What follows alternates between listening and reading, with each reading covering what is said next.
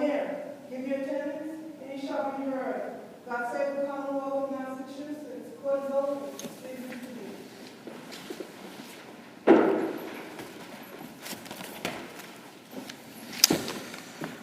Good morning. Welcome to the Massachusetts Appeals Court on this pleasant Monday, February 12th, 2024, the calm before the storm, I guess.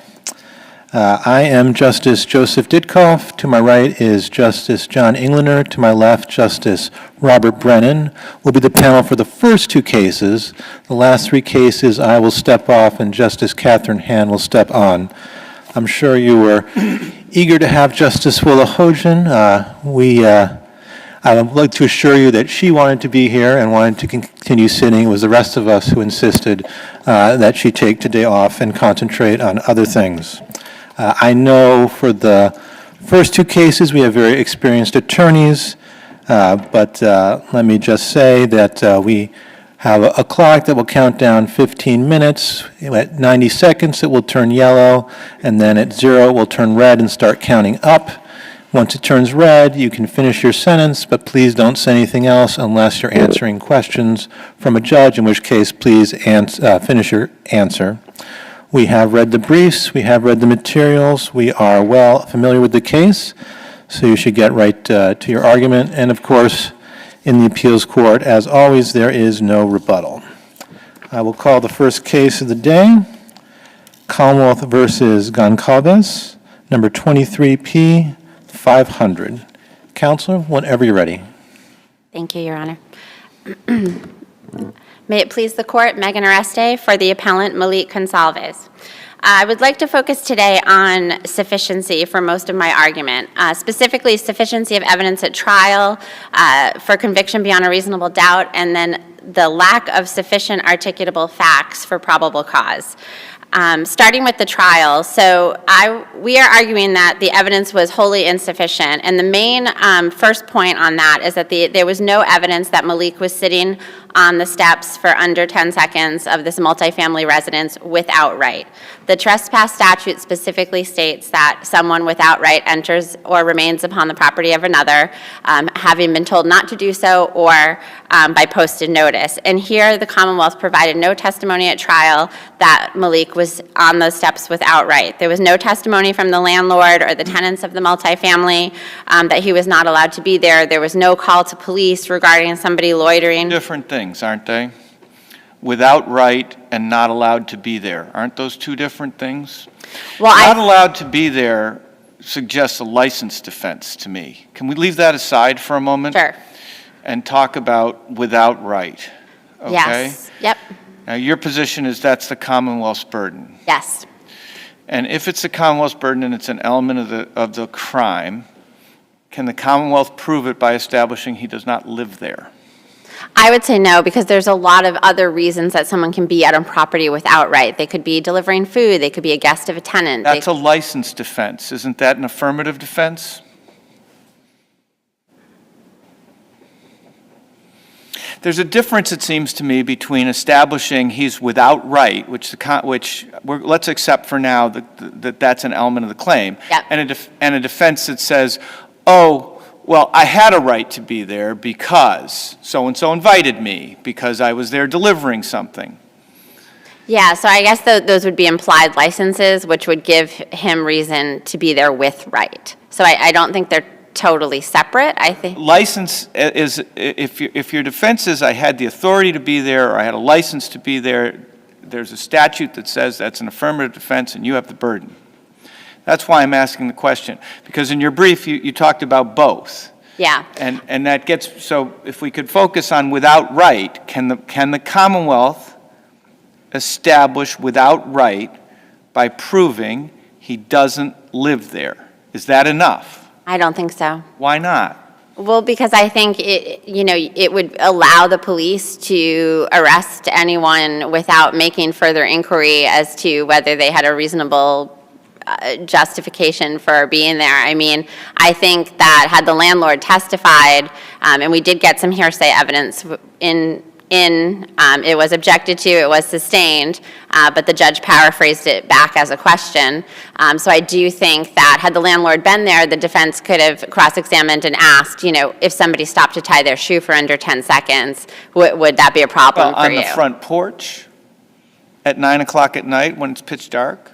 Yeah, I mean, I think that would be really reasonable. 9 o'clock at night, many people are still getting Amazon deliveries and all kinds of things. He could have been walking by and stopped. I mean, under 10 seconds, it's not that he was observed. But why would he go up on the front porch to tie his shoe? Why wouldn't he tie his shoe on the public sidewalk? Well, he was on the steps, so I think lots of people would find it easier to tie their shoe on a step than sitting down on a sidewalk. So, but I still don't think without further inquiry or without further information, just saying you don't live at the residence, so therefore that implies you were there without right.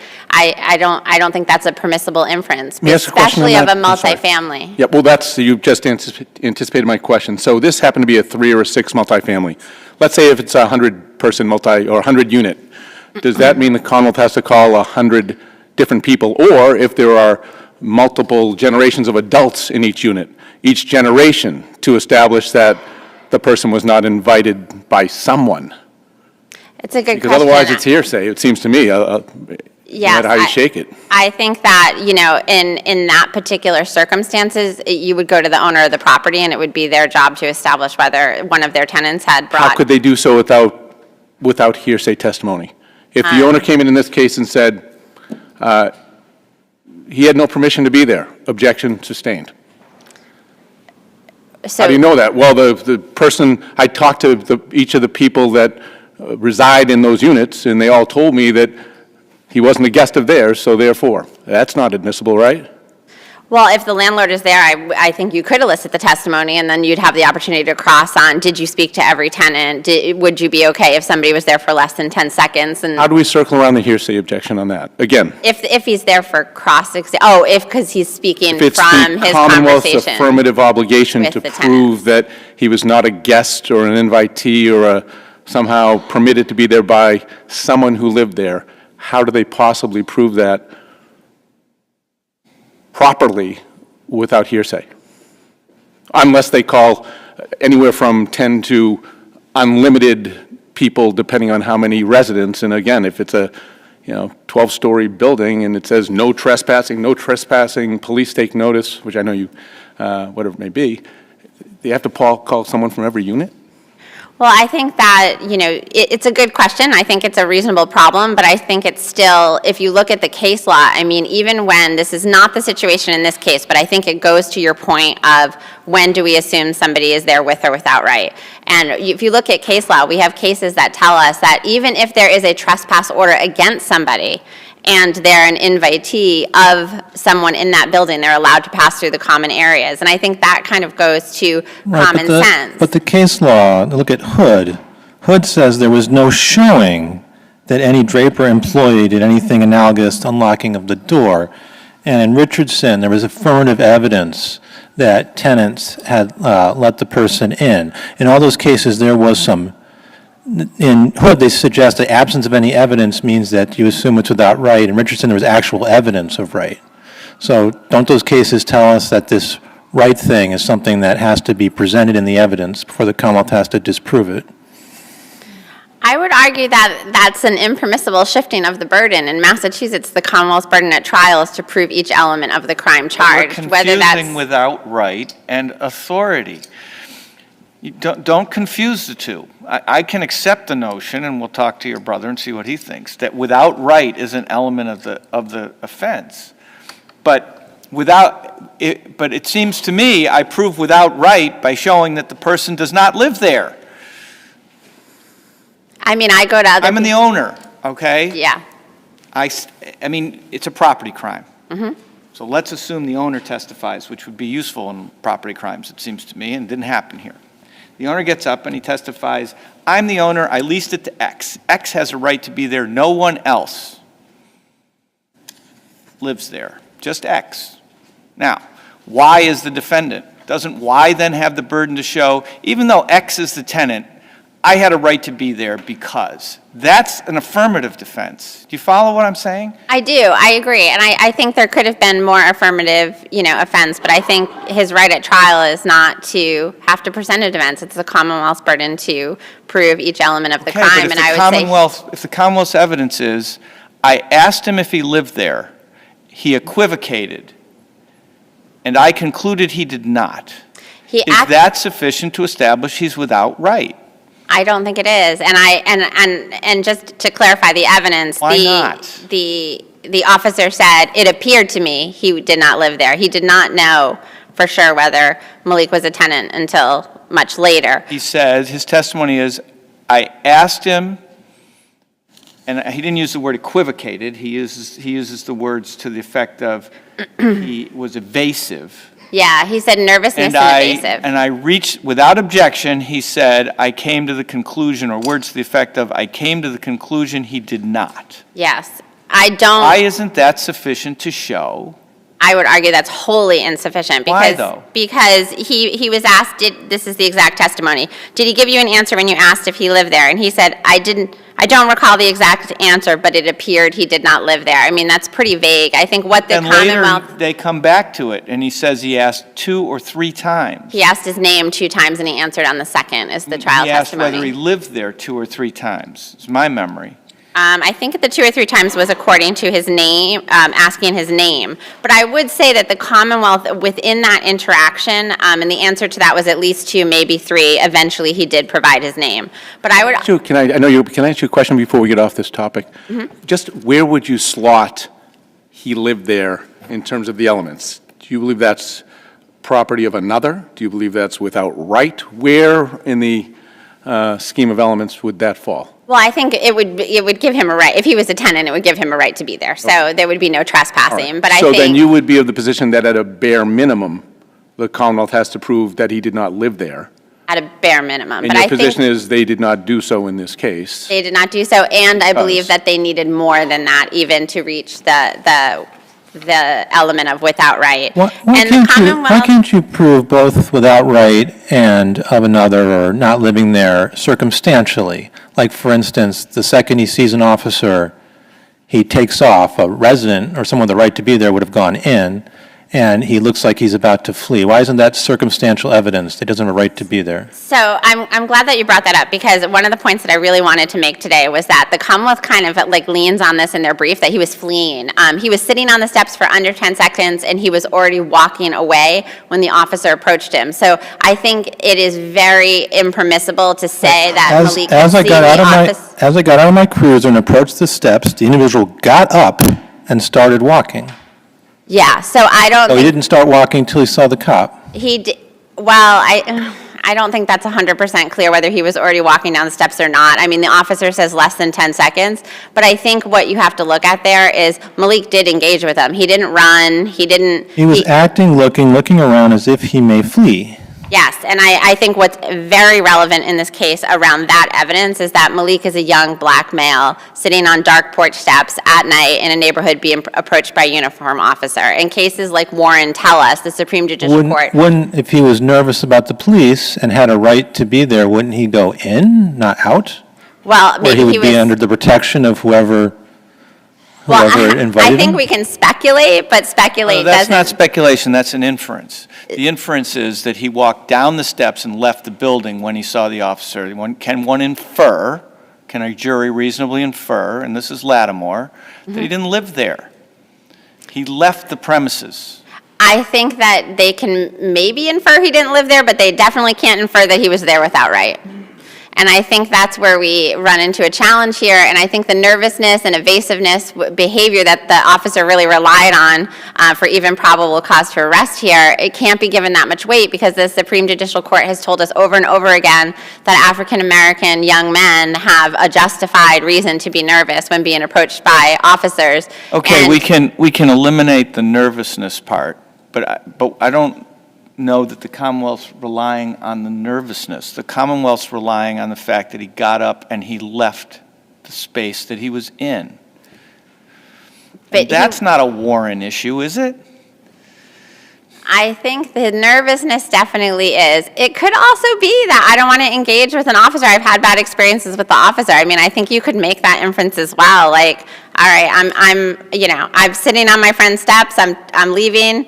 I don't want to, here comes an officer. I don't want to be involved in an interaction. He So did. you're not conceding that anytime a person is sitting on a step and a police cruiser arrives and the person stands up and begins to walk, that there's an inference that they don't live in the home at which they're No, sitting? I'm not conceding You're not that at conceding. all. And I also think that You said I'm not maybe, conceding because I thought that. you said maybe. No, I'm also not conceding that you can make the inference that he was fleeing. I mean, he did talk to the officer, he engaged with them, and yeah, he was nervous, but within minutes he was put in handcuffs and. If we get there on the issue of probable cause, the police report has a different address, right? Now, of course, that wasn't in a trial, but on the body of evidence that the motion judge had on the motion to dismiss. Yep. Within the four corners of that police report, it lists a completely different address. I think it's, Yep. I had wrote it down. But I think very similar to the Yora and Yannick cases, I know they were unpublished, but this court looked at very similar facts, especially in Yannick, and said that there wasn't enough for probable cause without some more questions, some simple investigation of, what were you doing here? And I think that their inference of trying to get in, that the landlord said this was a problem area without the landlord being able to be asked, would you be okay if this young man was there for less than 10 seconds and left the property? We run into some prejudicial testimony and inferences being made by the jury. I would also, in my last 30 seconds, just say that we kind of touched on the probable cause issue. I think it goes back to the without right and was there sufficient examination It seemed to me, of whether. Counselor, that the claim that there was no probable cause of lack of right wasn't made below. Am I missing something? There was a motion to dismiss. I didn't see that argument, the argument about lack of right being made below. Did I miss it? At the motion hearing or in my brief? Motion hearing, no, by your predecessor. Oh, by predecessor. I would argue it is in there. It's very slight. The motion to dismiss hearing really focused on the other charge for the most part, but I think he did reserve on trespass and say that there wasn't enough there. And the judge kind of shut him down and said, there was a sign, he was present, that's enough, and then closed the door. But I would say that. He seemed to challenge the lack of notice, but I didn't see anything about as of right in the motion to dismiss papers or in the hearing. I'd have to go back and re-review That's- it, but that's fine. I do know that when I read it, I was feeling like there needed to be more on the trespass, that they really focused on the other charge because it was a more serious charge. But I do think at the end, in closing, he talked about the trespass and the judge kind of cut him off and said there was a sign, he was present. But on appeal, we are definitely arguing that mere presence for less than 10 seconds is not enough. All right, thank you very much. Thank This you is really very much. helpful. This is a surprisingly complicated case for a trespassing. We'll hear from the Commonwealth now, whenever you're ready, Counselor. Thank you, Your Honors. Good morning. If it pleases the Court, Arno Hansen for the Commonwealth. Now, in order to prove a trespass case, the Commonwealth must prove that the defendant remained on the premises without right being either without permission or after being asked to leave. You skipped one of the most important elements, of another. Correct. And then the second portion is after Do you being... accept the notion that is an element of the trespass crime? Commonwealth must prove that he was there without right. Correct. That is the first element. Okay. Now, in this Okay, case... on that, I know we didn't give much breathing space here, but what is the evidence? Your best evidence of another is, it appeared to me he did not live there. I don't recall his exact answers, but it appeared to me he did not live there. That's it, right? That is correct. And But so, there's- for example, obviously this was not the focus of the trial with the loaded gun. Correct. But they could have got registry documents that showed a different address. That is fair. Didn't do that. Correct. Could have put in, presuming it looks like he got his Miranda, just don't know the timing, Miranda warrants don't know the timing, booking answers that indicated a different address, right? That is correct. So assume for the moment that we say, okay, no, not enough to show that he didn't live there. That's it. Wouldn't you say that's kind of the end of the story on the trespass here? No, I think there's additional circumstantial evidence, and again, the question here is Lattimore, and circumstantial evidence is certainly evidence that the jury could consider. Is it your position that getting up and walking away from a porch And let me just ask you this. You'll agree that there's no evidence, for example, which could have been asked, did it appear that he saw you when you pulled up to the curb? Did you make eye contact? Did he look at you? Where was he looking? Anything, nothing along those lines. It was, I pulled up, I got out of my cruiser, he started to walk. Fair?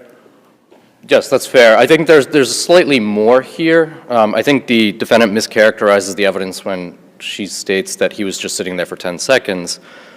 It's the officer comes around the corner and observes the defendant already seated on the steps, observes him for 10 seconds before making the decision to get out of his cruiser, approach the defendant, and investigate. So certainly the defendant was already at the scene prior to the officer's arrival. So giving a reasonable suspicion on that. So, okay, he gets up, he walks away, and no one's contesting, at least what I'm not right now, that the police officer didn't have a right to inquire. My question is whether a rational juror, even taking the evidence in the light most favorable to the Commonwealth, could infer from that set of facts, someone sitting on a porch as you pull up in your cruiser, get out of your cruiser, he stands up, doesn't run, but walks in a direction, that indicates he did not live at the residence. I'm missing it, but help me fill that blank. So, yes, that's a fair question. So there's a no trespassing sign conspicuously posted on the front of the building. I don't think that's disputed. I'm with you there, too. Okay. So he's sitting there. The officer gets out of his cruiser and approaches him. What is the defendant's reaction? He gets up and leaves that location, which is an inference that can be drawn that he doesn't live there. And that's my why. That's my why. If I'm in the front porch of my single-family dwelling on a half an acre of land that I happen to have, and a police cruiser pulls up in front of my house, and I decide to walk down my street, can the officer infer that I don't live at that house? No, but there's more to it than that. The officer approaches the defendant and asks him several times, where do you live? Okay, so the walking part, I'm starting with the walking part. That doesn't give much, if anything. Fair? If he ran, okay. If he looked at him, looked left, looked right, and took off, got it. But the description is he stood up and started walking down the street. Again, flight is evidence of consciousness of guilt, and when there's multiple explanations of consciousness of guilt or flight, it's up to the jury to decide which one they credit, and that comes from one of the cases that I cite, Moore's 465 Mass 733, a 2013 case. And again, this is a question of did this properly go before the jury? So because there's multiple interpretations of defendant's actions, it was properly before the jury. And then we couple that with the defendant's evasiveness, where he clearly is uncooperative with the officer and does not want to address where he lives. The officer is left with the conclusion that it's 9:18 at night. I'm at a location with a no trespassing sign. There's a person sitting on the front porch. It is unlit. There is nobody else around him. He doesn't appear to be conversing. He doesn't appear to be doing anything that is ordinary business for someone approaching a dwelling. He leaves as I approach him. He is unresponsive to my questions. He can certainly come to the conclusion, and the jury could as well, that this individual did not live there. And you could have proved it better than you did. Yes, that is also fair. That's what Justice Brennan is pointing out, and, it's a property crime, like I said a few moments ago. And it's odd, but every time I see a trespass case, there's nobody who owns the property who testifies, ever. It just seems strange to me if we're going to talk about a property crime that we don't have the owner testifying. But. Well, it's awkward because you wanted to connect him to the property for the gun and disconnect him from it for the trespassing. I mean, obviously not you, your predecessor, but Right. must have posed an interesting strategic challenge, but we get what we get, and we get to appeal. Right. That's certainly a fair assessment of the case. Can you distinguish this from Green, which is at 461 Mass, where the SJC said just some record evidence is not sufficient, that you need something more to satisfy a rational trier of fact? I know that, did you read, you familiar with the case? I'm not It's a familiar rescript. with So Green. that's okay. Move on from that question then. I can figure it out myself on that one. Now, with respect to the probable cause argument, within the four corners of the police report, there's obviously substantially more information that came in that police report because hearsay is allowed. Again, we have the defendant's address is not on that street, but also we have the information from the landlord that was within the four corners saying that there's been an ongoing issue with trespassing at this location. The landlord asked me to look into it, and lo and behold, he finds someone there.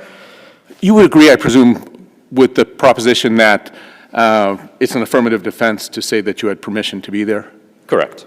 Okay. But what kind of permission is an affirmative defense? That's sort of the thing we were trying to figure out with your friend. Amazon delivery or food delivery is one kind of permission. Permission from a tenant, or actually being a tenant and looking for permission from the landlord that way seems like another thing. Where do we draw the line as to where where it becomes an affirmative defense? Well, I think Richardson defines it fairly clearly. It states entry at a usual and reasonable hour for custom purpose that is not a trespass. So I think a custom purpose is going to be defined by what is the ordinary course within a certain timeline. Certainly, I mean, that case was from the 1940s. We didn't have delivery drivers. Probably milk delivery. No, that's fair. Well, hopefully my milk delivery guy doesn't just sit on my porch. Correct. So it seems like there are sort of two different classes of people who might have a defense that they had authority. One is someone who was expressly invited or has a friend there, and another is someone who, the Jehovah's Witness, who shows up to try to knock on your door, right? But both of those would fall into a class of affirmative defenses. I had authority to be there, I had a license to be there, I had a right to be there. Yes, I would agree with that. Affirmative. I'd have to prove that up. Yes. And in this case, the defendant didn't offer any such evidence. Right, but you have the burden of showing he's there without right. Right. And I'll ask you the same question I asked your opponent. Is it enough simply to show he doesn't live there? Is that how you prove without right? Is that how you satisfy your affirmative element?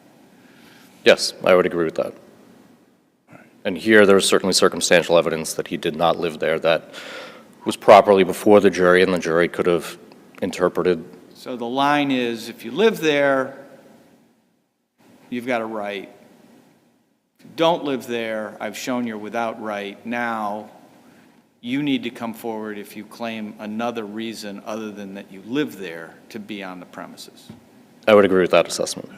And you'd agree then, I presume, what was implicit in some of the questions I asked Attorney Oreste, which is that the landlord coming in could only say, I didn't give this person permission and I did not lease the property or any portion of the property to this person. Fair?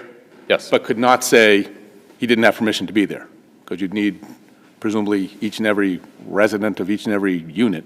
Correct. Or some subsection of that, perhaps even more so. And I know I'm asking the same question someone else already asked, but I just want to make sure I've got it.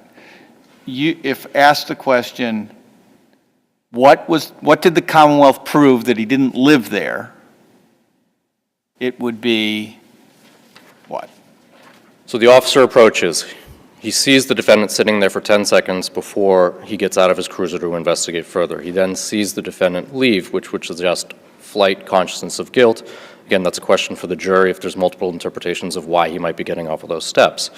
A reasonable one is he doesn't live there and he's not supposed to be there. He knows he's not supposed to be there. He sees law enforcement approaching him and therefore he is leaving the scene. Then the next step is the officer asks him who he is, what he's doing there, and he gives evasive responses. Where do you live? The officer asks, where do you live? Correct. Right? And the defendant never responds with an affirmative answer. Doesn't say, what are you doing there? Does he? I didn't see that. That's fair. I'm summarizing and paraphrasing. Asked him his name and if he lived there. I asked him if he lived there in his name, right? And the response was, I don't recall his exact answer, but it appeared to me he did not live there. Right, Which would again suggest that he didn't say that I live at this location or provided an address where he did in fact live. Okay. Are you suggesting that's a reasonable inference? Yes. Okay. Does the court have any other questions? No. Thank you. I rest on my brief. Thank you both. This is a pretty interesting case. Last trespassing case I was involved in as an attorney got taken on FAR by the SJC, so perhaps history will repeat itself, but we're very grateful for your argument here.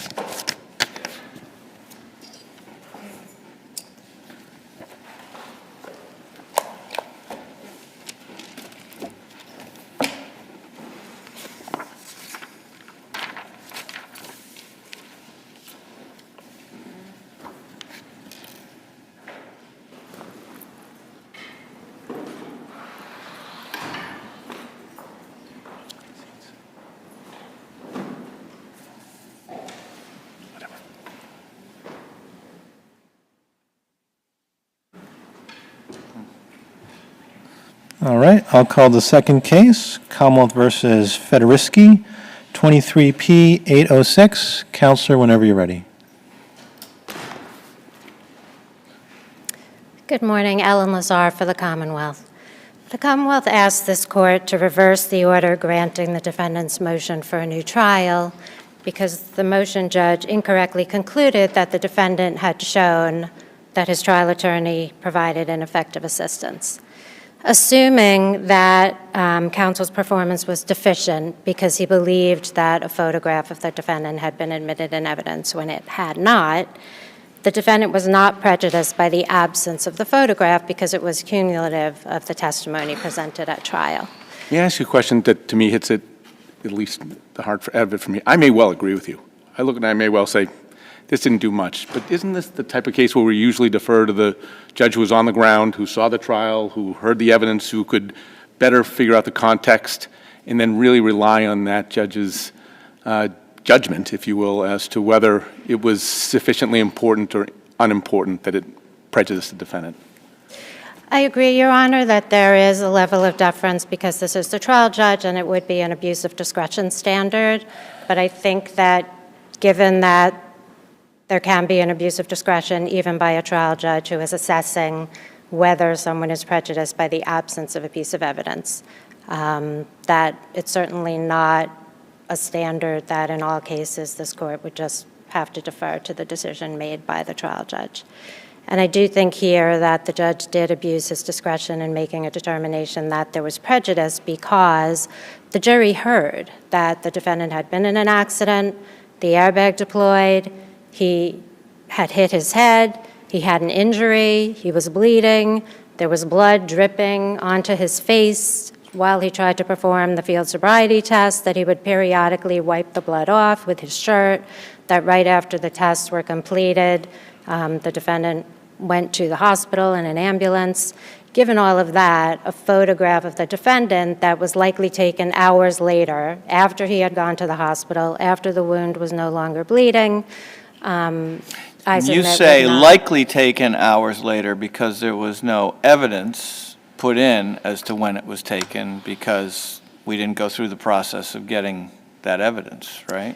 Yes. At a minimum, it was certainly taken after the defendant had completed the field sobriety test, had gone to the hospital in an ambulance, and then at some point been released and been booked. So Was it in evidence? I just don't remember where I read it, but it was in evidence that he had x-rays and an MRI. he testified He did, that he okay. had a CT scan at the hospital, and he said, and possibly some x-rays. All right. The defendant gave that testimony. Okay. So But a picture is worth 1,000 words, right? it can be, and if you look at this picture, I would argue that, in fact, not only did its absence not prejudice the defendant, but there's a possibility that seeing that picture could have harmed the defense because there was nothing remarkable about his appearance in this photograph. Cut over his eye, He had a cut. about 6 inches long. I'm not sure that that's accurate, Your Honor. The photograph is in the record appendix, and it's essentially between, nope. Maybe it's that's- 4 inches. That's not what it is. It's essentially between his eyebrows. No, not up there, not that long. Down here, like this, between his eyebrows. It's on page Okay. 26 of the record appendix. Yeah, no, I got it. perhaps an inch, but there's no dispute. Oh, it's longer than that. Yeah, there's no dispute that he had this injury. There's no dispute that he was bleeding. The officer said when he arrived and he saw the defendant sitting in the car and he saw blood on the bridge of his nose, he saw the airbag deployment, he did not ask the defendant to get out of the car. He immediately called for an ambulance. It was the defendant himself who asked to get out of the car so that he could examine the damage to his car. And so the jury were well aware of all of this without having seen this photograph. And there's nothing remarkable about the photograph that would have given the explanation that the defendant argues it would have. He claims that the photo would have shown that he looked dazed and confused. You're conceding, I'm sorry, go ahead, Justice. Let me tell you something that's troubling me, and maybe you can untrouble me. Yes. The officer originally the trooper testified, I didn't note the laceration on the forehead. I could really just see the blood on the nose. And then it's pointed out to him that in his report he wrote about the laceration. And then in cross, he answers questions about the laceration, leading questions with yeses. But there isn't much affirmative evidence about, I mean, I know that counts as evidence, but the trooper really saying, yeah, there was a laceration, I saw it. Why shouldn't I be troubled by that? Well, certainly, so his initial testimony is when he sees him, he certainly knows that he has an injury. He says, I believe on direct examination, I saw that he had blood on the bridge of his nose. Initially, I did not know exactly where the blood was coming from, but he certainly doesn't dispute that there's an injury that's bleeding. And again, he says that the blood is dripping, that he's periodically wiping it off. On cross-examination, and there were several times, or even more than several, on direct examination where he says, well, I can't exactly remember, but my report would show, and then he has his memory refreshed by reading his report, both on direct and cross. So on cross-examination, he does acknowledge that, oh yeah, in my report I did say that he had this laceration on his forehead. So, How do you think we should approach the standard of review that everybody agrees we have? I mean, we have a judge who heard all the evidence, says, I'm going to grant a new trial. Justice may not have been done.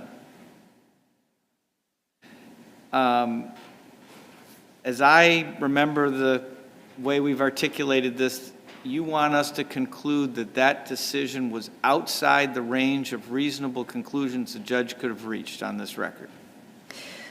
yeah, well, that there was an error of judgment in weighing the relevant factors, right, such that it falls outside the range of reasonable alternatives. And I think that in this case, that standard is met, because again, all of this evidence is in front of the jury. And both this court and the Supreme Judicial Court have said multiple times. Is that the actual standard you just gave me? An error of judgment in weighing the relevant factors such that the decision is outside the range of reasonable? Is that how we've articulated it?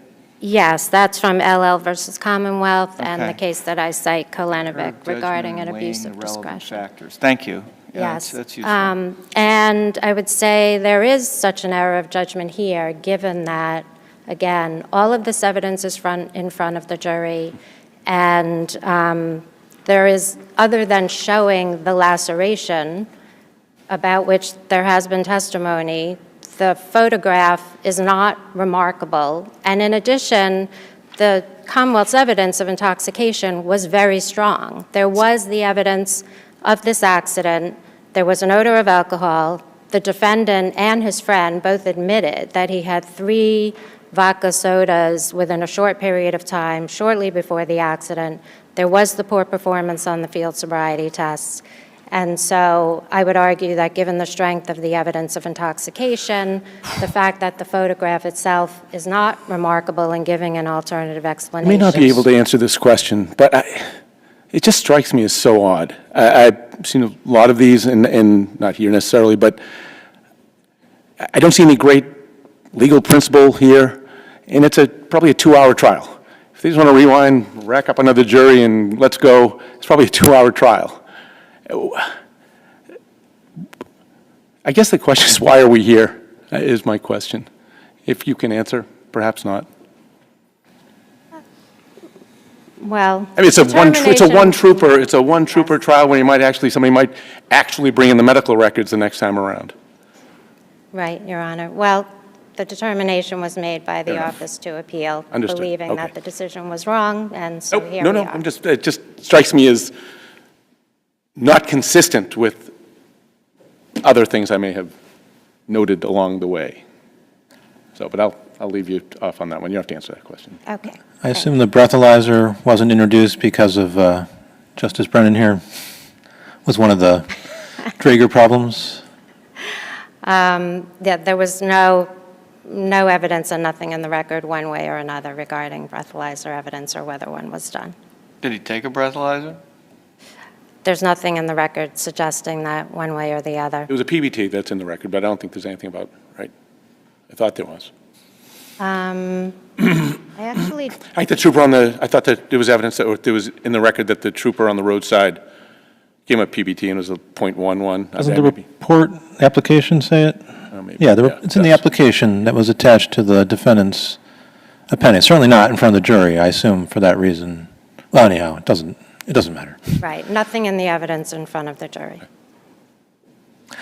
Counselor, this isn't very important to the two of you, but it will be important to whoever has to write this. What is your view on whether the negligent operation charge is back live? Assuming we affirm, obviously you can try the OUI. Is the negligent operation back or not? So that was a guilty filed for 1 day, is my recollection. And I don't believe that any of the defendant's claims here really go to the negligent operation, so. But might not that impact a sentence if it goes back? I mean, how do we wade through that? Oh, okay. I thought you had said if you affirm. No, my question is, no one specifies in the motions or the judge's ruling whether the new trial is just on the OUI or if it's on both charges. And so I'm wondering what your view is, and I'll ask your friend as well, on whether, if we affirm, you're going to be trying the negligent operation as well as the OUI. And without stepping on Justice Titkoff's one, I think by affirm, we mean we affirm the judge's decision. I think that's where he was. Right. Right, if Which you lost. Yes, Okay, I'm not sorry used about to that. sitting on that side. I apologize. thought that might be you. I'm thinking affirm There you is go. usually a good thing. Got it. If we reverse, it doesn't matter because Yes, we right. we stay with what we got. Yes, exactly. I apologize. Thank you. Thank you. I frankly don't know. I apologize. If you wouldn't mind if I write a letter to the court, it's something I would need to sort of do a little research on and think about. Yeah, that would be really, really helpful because, I know it's not very important to you guys, but eventually someone's going to have to write. Oh, the motion what's for new left? trial defines what's been asked for, doesn't it? Right. I do think that the motion for a new trial only asked for a new trial on the OUI, but. It didn't look to me like it specified. Again, right. Which was the problem I had. But if someone finds a specification, that's great too. Yes, I'll send a letter to the court. And of course, it is important to us, otherwise, as you said, we wouldn't be here. So if the court has no further questions, I'd Well, rest on let's my- stay on this for a moment because it's kind of interesting. So if the only argument in the motion for new trial has to do with why his OUI conviction should be overturned,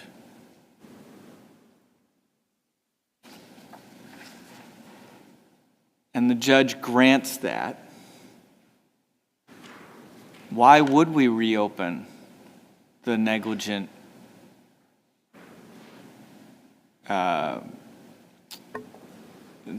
driving? I'm sorry, I'm just not coming to me what the right Right, words are. negligent Operation. operation. Negligent operation. Why would we reopen that if there was no argument directed to the negligent operation count?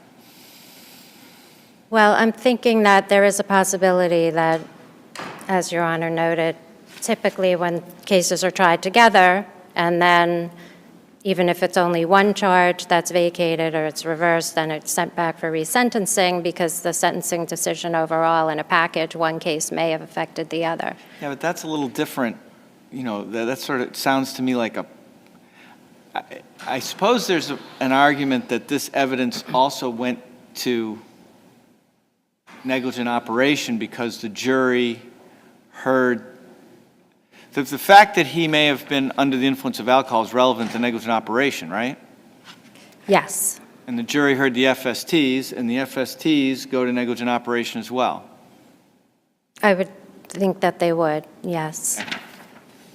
So certainly there's an overlap, and, but I don't just want to answer off the top of my head without thinking it through a little bit Yeah, if you could send more. us something, say in about a week, I will. and of course your friend can as well. Okay. Thank you. All right, thank you very much.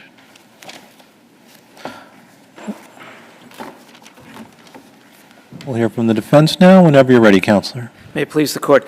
First thing, there's two things I wanted to bring up before you ask me any questions. The first one is that I believe I made a factual error in my brief in the prejudice subsection, in which I had said that there were 4 reasons why there was prejudice, and one of them was factually incorrect. One of them was, the one that was factually incorrect is that I had said that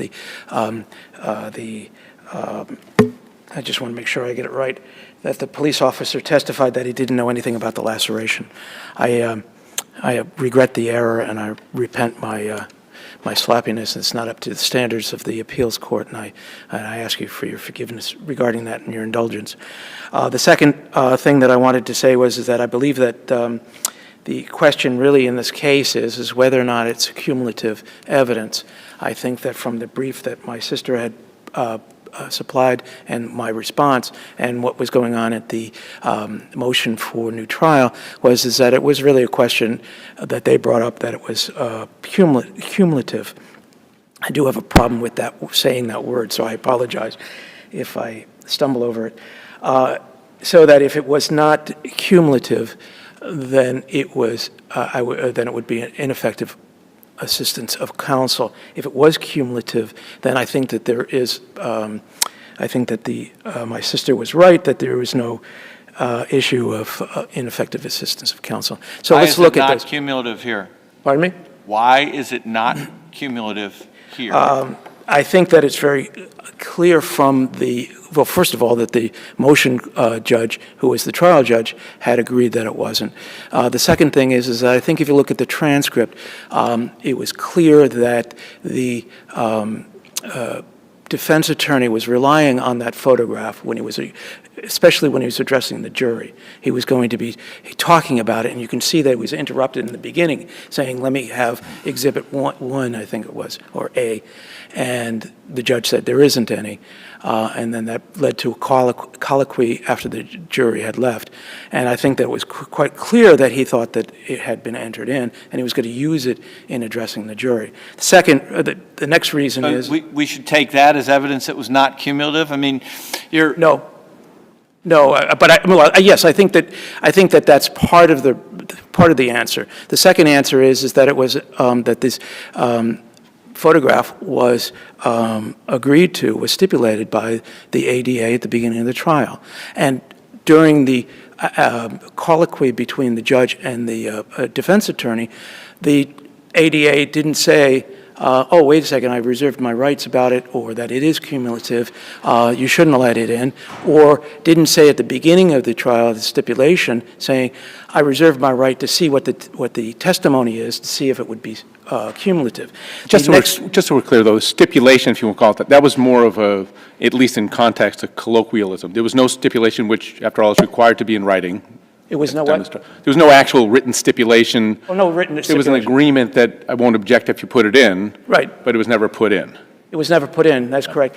I would argue, I mean, there is an issue about Rule 23, whether or not I look at the Rule 23 saying that the judge has discretion to enter it in at any time, and I don't see any reason why, I don't think that he put in any reason other than the fact that... You're not arguing that the judge erred on that ground. No, I'm not, but I'm just trying to answer Justice Brennan's... There was no direct appeal, right? This is an appeal from a grant of a new trial. That's correct. And it's an appeal, pardon me? No, I'm just trying to think it through. So the next What reason. was the stipulation? What is on the record as to the stipulation? The record of the stipulation is that they didn't object to if you look at ADA Tomczak's affidavit, she admits that it was stipulated prior to trial. And she doesn't mention in her affidavit that there was any objection that she had that it was cumulative. But wait, admitting that it's stipulated prior to trial is exactly the vagueness that I'm struggling with. Did she stipulate that it could come into evidence? Yes, I believe so, Your Honor. If you look at her affidavit. She stipulated she would not challenge if defense attorney would try to enter this photograph as an exhibit. Yes, prior to trial, I stipulated that I would not challenge if the defense attorney would try to enter this affidavit as an exhibit. I believe that that's stipulation. But can we go back to my question? Why is it not cumulative? You've answered it by saying, well, the judge didn't think it was cumulative, and defense counsel didn't think it was cumulative. But what your sister says is, hey, if you read the testimony, it comes in multiple times. He has a laceration over his forehead. He's bleeding. It's coming into his eyes. He has to wipe his eyes as he's taking the FSTs. Pretty powerful evidence supporting your client's view that, hey, I took a whack to the head before I had to do the FSTs. So why isn't the photograph itself cumulative under those circumstances? Well, for several reasons, and I think I outlined them in a very brief, and I'll talk about them right now, which is that in Mr. Federiski's testimony, he did talk about his cut, but I believe that in those 5 bits, he did not expound or explain what the cut was and how it affected him. Also, I think that it was, I think you should also look at Commonwealth versus Buys, which it says that courts have invariably rejected such arguments that photographs of crime scenes or photographs of victims or photographs of cuts and such. It comes in if defense counsel does it, it comes in. I don't think anybody's debating that it comes in. The question is, how much does it add, given what the testimony actually was? Well, then we go to the 3 reasons why I think that there was prejudice, and the 3 reasons is that, one, there's no evidence about the significance of the cut. If you look at the testimony, of the transcript of the motion judge, when he looked at the photograph, he said, there's clearly an injury. He's got a big gash across his forehead. I apologize for interrupting you. Finish your statement. Oh, I'm sorry. I apologize. No, it's on me. Big gash across his forehead. Yeah. So what I'm saying is that I believe that shows that he didn't realize how affected the photograph would have been. You'll agree that the judge did not have the benefit of the trial transcript when he did the motion for new trial. Is that true, or did I miss it? I believe that there was. Okay. I think that the trial transcript was submitted with the motion because he refers to it. Okay. Because he says, he paraphrases it on page 29. All right, so maybe I missed that. Let me just. I meant to put it in. I didn't. Paraphrasing so he also says, I think that the motion judge says he definitely erred. Right, I'm just trying to get a sense of, because it's not unusual for the lawyers to argue and the trial judge to go based on, especially a short trial like this, the judge's own memory, and when we're deferring to the judge's judgment on whether it was an important and material piece of evidence or more of a cumulative piece of evidence, I think it makes a difference if the judge doesn't have a transcript to look back and actually, as we do now, and say, oh, wait a minute, though. And you It's in 16 different places here. But You attached at least part of the transcript. Do you think you gave the whole transcript to the judge? I believe so, but I'm not sure about that. All I'm saying I'm just trying to remember right now. I'm not sure, but I know that he does refer to the fact that it was clear to him when he read the transcript, and he refers to the transcript, that the attorney wanted to put it in, but he had forgotten, or he made an error. Is more accurate, I think. Okay. And I think that because they were talking about the reason why it came up was because the ADA at the motion hearing wanted to have an evidentiary hearing, and he says, well, it's very clear that he made a mistake not putting it in. Right. So if you look that's at... a 29. You're absolutely right. In fact, I highlighted it, so there you go. Thank you. I don't always make a mistake then. But to answer your question, Justice, regarding the why it's not cumulative, is because I think that the evidence would show how significant the gash was, and as I said before, that the motion judge looked at it and said, you know, it appears to me that from the transcript that he didn't realize how bad the gash was. Second, I think that it casts doubt on the credibility of the police testimony of how the defendant looked. True that the photograph was taken a couple hours later, but I think that that's for the jury to look at to see whether or not he really looked like he was drunk or he was under control of his circumstances. Would you agree with the prosecutor's argument that at least the jury, or at least that we could infer that where we've got, from the time that the descriptive language about the defendant's eyes and appearance, physical appearance, was made on scene, that you had sobriety tests, you had ambulance, you had transport to a hospital, you had at least an X-ray and an MRI, which I suppose, can we use our common sense to say that's not a 5-minute process, that this was several hours before the photo was taken. And then he's transported to the police station. That's several hours before the photo was taken, as it relates at least to the appearance of his eyes and whether he appeared flushed or otherwise intoxicated. Well, yes. I mean, I think that it was several hours. We don't know how long it took. That's I guess you could, in the previous case that you heard, maybe it's a reasonable inference, but we also don't have any testimony. And there's no affidavit from the trial counsel, right? So we don't know why, if there's a reason why, for example, medical records that might have given us some clue as to that weren't part of the record. Nobody put those into evidence. Yes, but I don't think that enters into it because there's no testimony regarding it. But the other thing is that the jurors would have had this photograph with them, and they would have seen how they could use their own experiences and their own memory of car accidents and how people who hit a window. And I mean, right now they don't have any indication or any evidence at the time of the accident what type of gash that he had or what type of injury he had. We just have the testimony, and so they would be able to have it in the jury room looking at it. And I think that that's the reason why they say that many courts have said, particularly Commonwealth versus Byes, has said, we've rejected the argument that it's cumulative. When the defense attorney argues, hey, I don't want to have a picture of the crime scene, that they say, no, it's relevant because the question is not whether or not it's cumulative. The question is really whether the photograph is relevant to the jury's understanding of what occurred. And I think that that's exactly what this is. But cumulative isn't really an objection to the admission of evidence. I mean, the judge can exclude stuff if it's cumulative enough, but you can't really just object cumulative. That may be true, Your Honor, but I don't know. I mean, the issue is whether it's cumulative. And the point is that he had set it up, his case, the defense attorney had set up his case based on the photograph of the jury looking at this photograph, of seeing this photograph, and he forgot to do it. So it was not thought of. We don't have an affidavit from defense counsel, so That's you don't true. even articulate it that way in the brief, what you just said. You say he set up his case based on this photograph. What is what do you rely on in the record for that statement?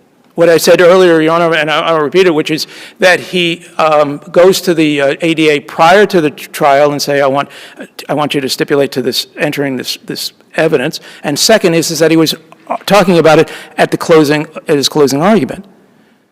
Before he started his closing. Pardon me? Before he started his closing. Yes, I believe so, Your Honor. And then he wanted it to be given to the jury, and that's when, after, I think 10 pages after the closing, that break in the closing argument, he goes and he has this colloquy with the judge saying, it's stipulated to, why don't you let it in? And he says, well, you didn't formally present it. I asked you early in the trial if there was anything, and the stipulation was that it was a public way, I believe. And so I guess the judge had said that it was too late to do that. The But- judge actually says.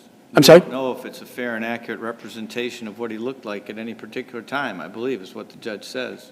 Well, but it was stipulated to, and so that objection couldn't be made, because I'm it, struggling with, I don't really quite understand that, but okay. well, I mean, the reason why it was stipulated is because it was clear, I think it was. The stipulation is I'm not going to challenge it. The judge's statement doesn't make a lot of sense to me, but okay. Let me just ask you this. There's a difference between stipulating this is a fair and accurate representation of how the defendant looked on scene versus this is a fair and accurate representation of how the defendant looked when the photo was taken 6 hours later. I mean, those Well- are two very different propositions. But And so yes, saying, that's- yeah, I won't object if you put the photo in, presumably with the expectation, understanding that someone will provide context within the confines of the trial. Well, wouldn't that be part of this stipulation? I mean, but Would that's be- not what. Not that's- necessarily, it could be you stipulate, you're not going to object to the photo on authenticity bases, but still up to a witness to provide context and explanation. I mean, all sorts of different ways it could have gone, it seems to me. Well, would there be a question about whether or not it was actually, I mean, it was a photograph of him, it was a booking statement, photograph. I don't see how. Say that. That was not in evidence, as I understand it. That's, I think, what the judge is saying. He's saying, I don't know what this was of. You say, this is his booking photo. I don't think that's in evidence. I believe that may not be true. I mean, that might be true that it's not in evidence, but the point is that it was stipulated prior to it, and it was not conditional stipulation according to Attorney Tomczak's, ADA Tomczak's affidavit. Okay, I'm not sure. It's kind of neither here nor there in some ways. Judge decided this was prejudicial. All right, I Any think we'll further questions?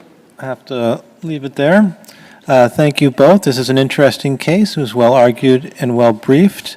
It is my 666th case I've heard, so I hope that's not bad luck for either of you. Both of you will at least consider giving me a letter on the negligent operation issue. I guess 7 days doesn't work because that's President's Day, but the beginning of next week would be great. We are going to take a 10-minute break so we can rejigger the panel and reset the live stream. This is the end for me, so I want to thank the court officer and the clerk and our timekeeper. Thank you.